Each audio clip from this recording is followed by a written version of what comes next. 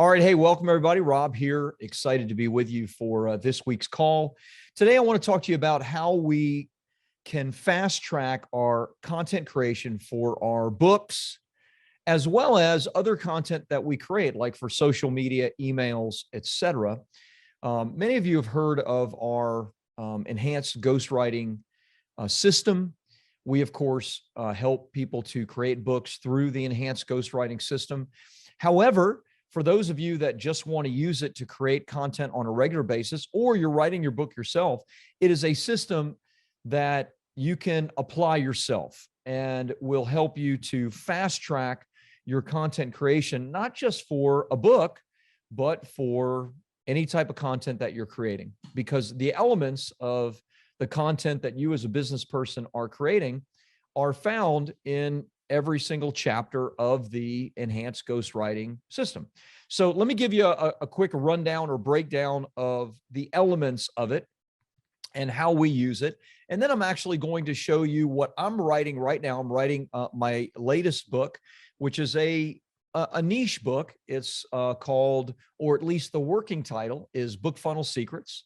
And it's about using a book in conjunction with a funnel to grow your business. And I lay out from soup to nuts exactly how to do that. I'm going to go over one of the chapters that I literally put together in 30 minutes. Hopefully you won't feel like I did, but I have put it together very, very quickly. I've already recorded it. It's come out fantastically. And I just want to show you, like in real life, how this is working for me and how it can also and should also work for you. So here are the elements that we have in every single chapter of a client's book that we're doing the enhanced ghostwriting or EGW program. It's a trademarked system that we have put together and have been using for years with our clients and teaching. Basically, it starts with a story. So every chapter should very quickly or even potentially immediately start with a story. The story is not culminated.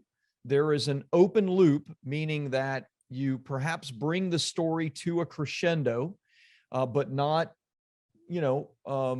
complete it. You leave an open loop because the human mind wants to close the loop, wants to know what happened, especially if you do a good job telling a story. So story to open loop to content. In other words, the teaching points, point 1, point 2, point 3, here's what I'm going to teach from the story that I just told.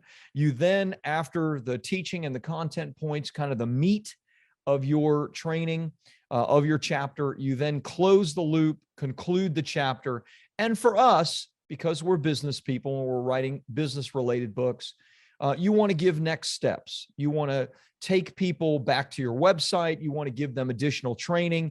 You want to move them from the book to your email list, right? Or to your social media, or to a place where you can actually communicate directly with them. Okay.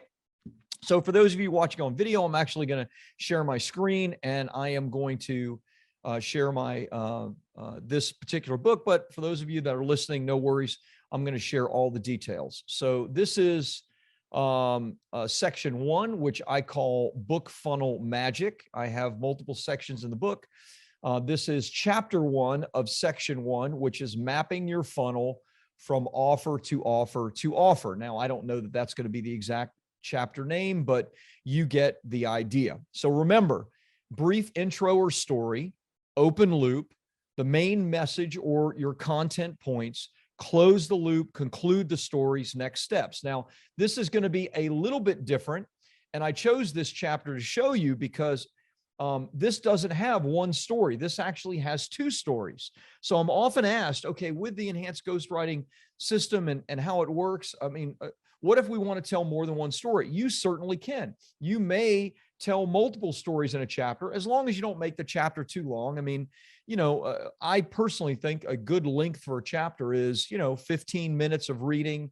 It can be as little as 10, 12 minutes. It can be as long as 20 minutes, but I personally feel that's a great length for a chapter. And that's what we try to strive for with our clients at Bestseller Publishing.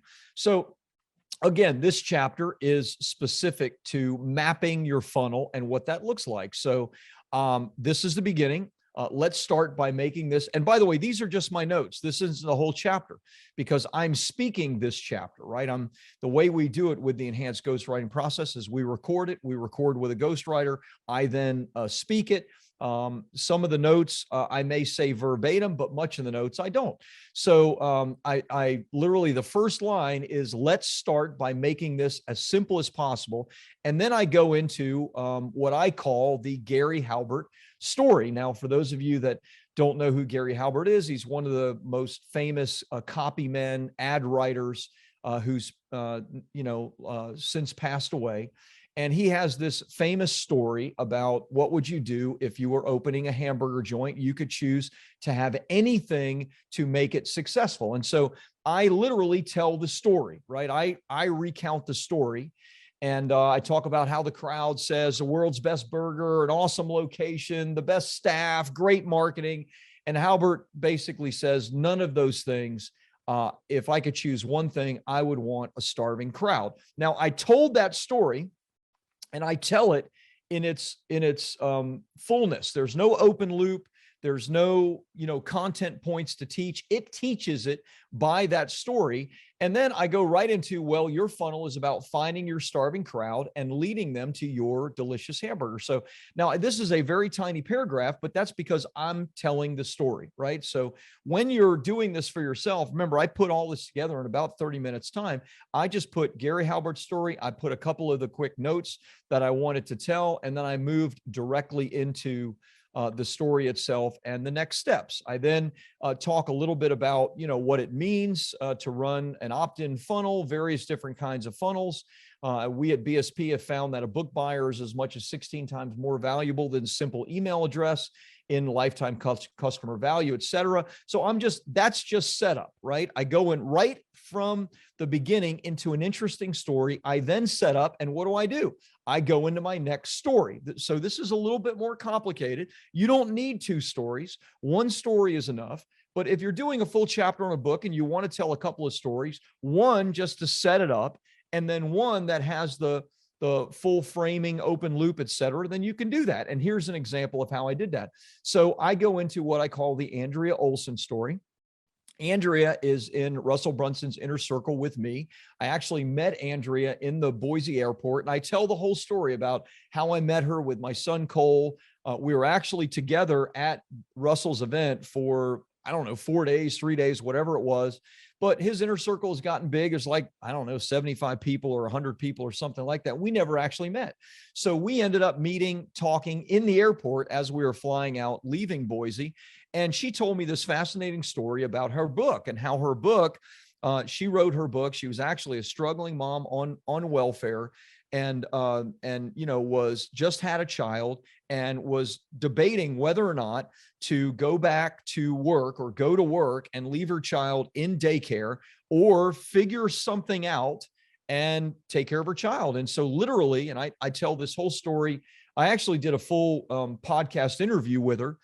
For those of you that are interested, you could check out our podcast and look hers up, because she has created this from the very first step, which was writing her book. GoDiaperFree.com is her website. I tell that story about it.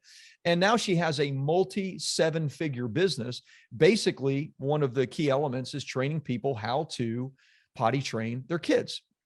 And so for me, that was such a compelling story about somebody that used a book and a funnel that was on support. And the way she describes it, her words, she was on welfare and she didn't know what she was going to do. And her first year with her book, she did $45,000 and didn't need to go back to work. And now it's a multi-7-figure business because she has added book funnels into the mix. And we're actually doing her next book, which I'm really excited and honored. We're doing the enhanced ghostwriting process with her. So what did I do? So I tell her story. I don't culminate the story. I'm telling you on this training a little bit more, but I don't culminate the story, right? I simply leave the open loop about, her trying to find her starving crowd, and her selling her book, $45,000 worth, never leaving her newborn. But that's just the beginning of the story. So that's the open loop. I leave you wanting more.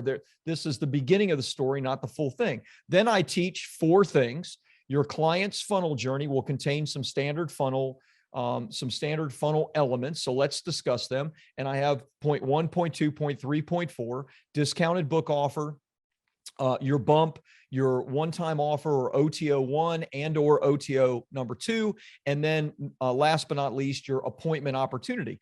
Again, those are just footnotes for me to share about each of those points. I know my business very well, just like you know your business very well. You don't need to write out all of the details of what a discounted book offer is. I don't, because I know what that is. I've built that. I've done that for many other people. I know the details of it. All I need are a couple of footnotes for me to share about it. I do that with my 4 points there. And then, as you can see, I finish Andrea's story. Today, Andrea attracts people into her world using her book. She has written several others. She meets the needs of her audience in her funnel. With her book funnel, she sells baby attire and gear that new moms need and has created an entire baby attire line because of the demand. Her one-time offer number 1 is a $50 baby attire package. She also has a complete content library for new moms that she sells as well in one-time offer number 2. Andrea's funnel took her from $45,000 per year to now multi-millions per year, simply meeting the needs of her starving crowd. By the way, and here's the next step. If you'd like to hear Andrea's story from her personally and see her funnel stats, then go here. And of course, I don't have a link right there because these are just my notes. I made some further notes. I need some other definitions in this chapter to complete it. But basically what I did and what I've done with you right there is I've shown you about 30 minutes of my work. Now, I have stories in mind that I want to tell for each of these chapters, just like you should have for your book, right? You know your magic. You know how you help people. You know what you do for them. So you have to be able to match up the stories of client successes with, or your own personal success, with the content that you're going to teach in that particular chapter. So I did that with Andrea's story. And I also did that with a nice framing using the Gary Halbert story in the beginning. So everything that I'm sharing with you right now is applicable to a chapter in a book. Now, could it be a long form blog post? Absolutely. It could be. Could it be, a long form email? Sure, it could be. And then you could lead them back to your website with those next steps. So it could be that, but really it fits very nicely and neatly for those of you that are interested in writing a book, or you're currently in the process of writing your book yourself. So again, just to kind of reiterate and explain what I just did, every chapter looks like starting with a brief intro and a story. That's exactly what I did. From there, there's an open loop, right? Meaning you don't culminate the story. In my case, I had a very brief complete story to intro the idea. Then I started in my main story, which was about Andrea Olson. I left an open loop. The open loop basically said, hey, that's the beginning of the story. There's a lot more that I want to tell you. Then I taught my 4 points, right? The 4 pieces of the content that relate to mapping your funnel offer. Then I closed the loop. I shared how Andrea is doing today. And then I gave next steps. And that was leading back to, hey, listen to the full podcast episode and find Andrea's stats. And I'm going to have a whole just web page built with an email opt-in so that people will opt in and join my list and join the BSP family because they've gotten interesting content or information. You can do and should do with the writing of your book exactly this. This is the fastest and simplest way for you to create content. It's even better if you have some assets set aside. Now, I'm going to get into that in just a second. But what I mean by assets are stories that you can tell, right? Frameworks that you can give on a regular basis. If you have that, then you are so far ahead of the game. So in the planning of this book, one of the things that I did is I went into my client list as well as Russell Brunson's Inner Circle. And I said, hey, does anybody have a great story about a book funnel and how you're using a book in conjunction with a funnel to grow your business, to sell more of the stuff you're selling? And I got a dozen people that are making 6 figures a month in all different kinds of industries, including Andrea that sells potty training, for crying out loud, using a book. And so I started setting appointments to have podcast episodes with each of these people that I will use for two things. One is to tell their story within each of my chapters, and I'll find the places that they fit the best. And number two, to have next step content that I can give away. So people come to me, they want to hear the full episode, they want to see the funnel stats, etc. So an idea for you is you should, as you're in the creation of your book, or as you're thinking of your next book, or even while you're working on your current one, start thinking about putting together your assets. Your number one asset to keep people engaged is the story that you're going to tell of success that maps out the content pieces that you're going to teach in that particular chapter or blog post or email, etc. It's the story that's compelling. It's the story that people love. So let me give you some frameworks to use when it comes to your stories. These are the kind of stories that you can and should be telling. Number one, for business books, number one, your client examples. Of course, your client examples. Now, there are sub points to your client examples. You should think about the three biggest frustrations that your clients have and why they come to you. Now, what does that mean or look like? Well, why do people come to Bestseller Publishing? Well, we have Publish, which is everything around writing and publishing a book. We have book promotion, everything around promoting the book so that it's in people's hands. And then we have Profit, everything around profiting from a book. So what are some of the frustrations that people have? Well, some people in the Profit phase, in the Publish phase, have been writing their books for 5 years, 10 years, and they're no further along. They're frustrated because they haven't made the kind of progress that they would like. So what should I do? Well, I should find stories around other people of mine, clients of mine who have come to me with those very frustrations, and then share the story of their frustration, their open loop, and how they overcame that frustration. I tell the story of U.S. Ambassador Delano Lewis, who was also the CEO of NPR, and he sat on the board of Apple Computers for years. And I share about his story, how he paid a ghostwriter, it didn't work out. He tried to write his book on his own, it didn't work out. And this is a very successful man.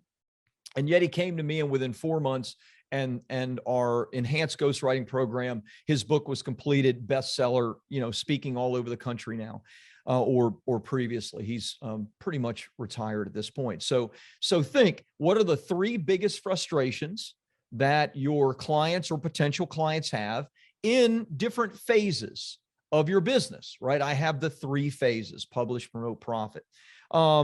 The converse of that, what are the three biggest desires that your ideal client has, right? What are the things that they want? Well, for me, again, going back to the BSP example, it might be that, gosh, they desire badly to leave a legacy, to make a difference in other people's lives, and they want to use their book to do that.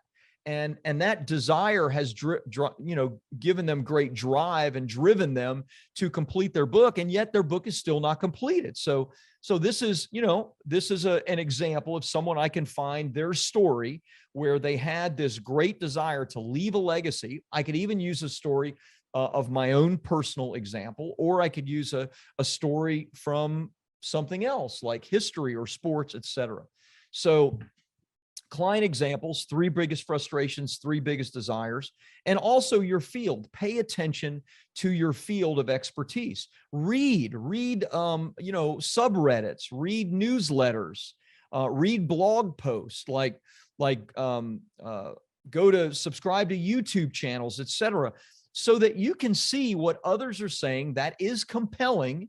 Not so you can parrot what they said, but so that you could apply your own magic and wonder to it, right? And your own solutions to the problems that you're hearing about. But these things will give you great ideas. Now, besides the most obvious of client examples, let's say that you're writing a social media post or a blog post, or you want to write an email.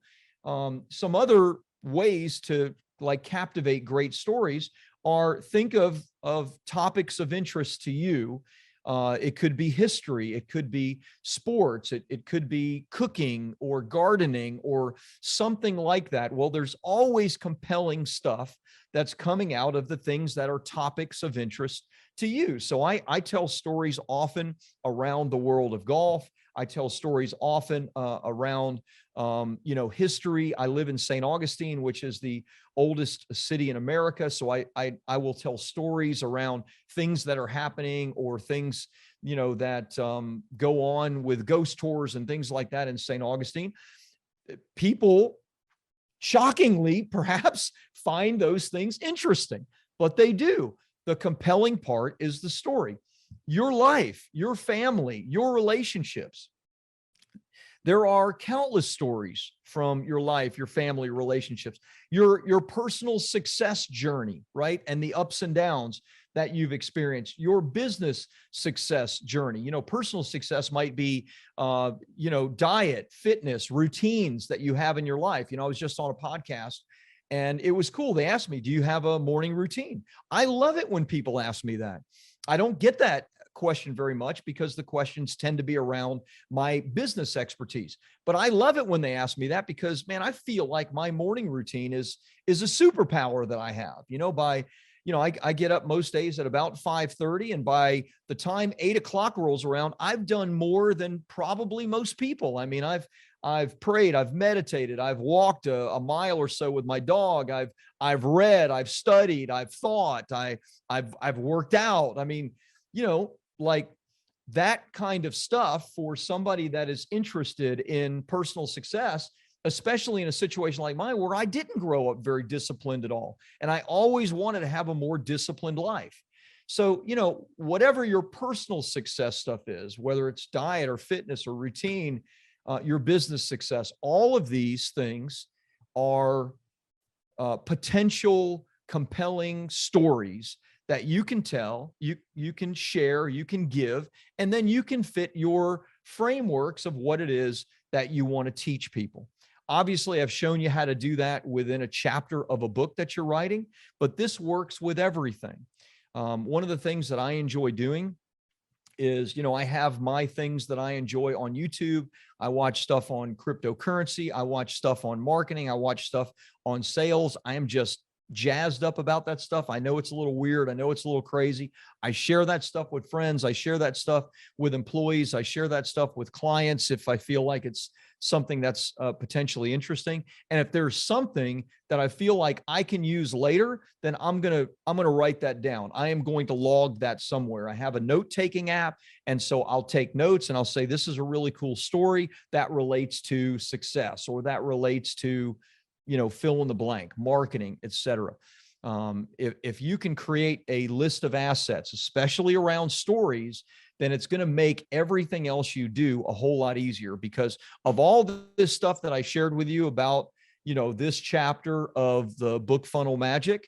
Holy cow. The hardest part was the stories themselves, because those are the pieces that make this most compelling, right? It's not teaching the 4 pieces: discounted book offers, bumps, and OTOs and appointment opportunities. That's boring. Yes, people want that, but they only want that within the context of something that is compelling. And it's the story. It's the Gary Halbert story that's compelling. It's the Andrea Olson story. It's as she shared with me, somebody that, was dependent upon the government and was deciding whether to leave her newborn child and go back to work or not, that actually pulled herself up by her bootstraps and wrote a book and made $45,000 and now makes multi-7 figures. You read that and you go, holy cow, I can do it, right? That's the part that is compelling. So in summation, and I'll of course open it up later to any questions, but in summation, the framework is story, open loop, content points, closed loop, next steps. The ways that you can adjust that, as I showed, multiple stories, right? One with a fully closed loop, one with an open loop, et cetera.